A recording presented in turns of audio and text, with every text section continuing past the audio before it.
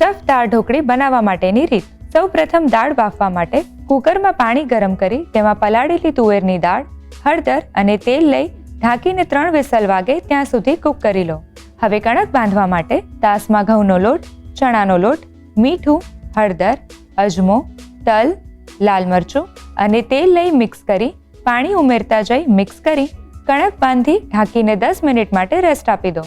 પૂરણ બનાવવા માટે એક બાઉલમાં બટાકા, વટાણા, મીઠું, ધાણા જીરું પાવડર, લાલ મરચું પાવડર, આમચૂર પાવડર, ગરમ મસાલો અને કોથમીર ઉમેરી મિક્સ કરી સ્મેશ કરી પૂરણ તૈયાર કરી લો.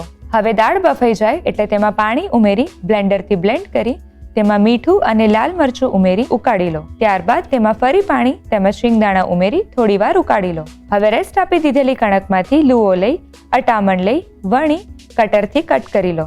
પછી પૂરી ઉપર પૂરણ મૂકી કિનારી પર પાણી લગાવી આ રીતે ઢોકળી વાળી લો. ઢોકળી વળાઈ જાય એટલે હવે તેને દાળમાં ઉમેરી લો.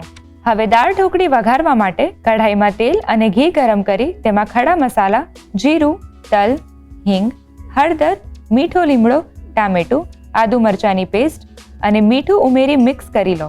ત્યારબાદ તેમાં પાણી, મેથીયો મસાલો અને કાશ્મીરી લાલ મરચું ઉમેરી મિક્સ કરી થોડીવાર કૂક કરી લો. પછી તેમાં પાણી ઉમેરી મિક્સ કરી વઘાર તૈયાર કરી તેમાં દાળ ઢોકળી ઉમેરી લો.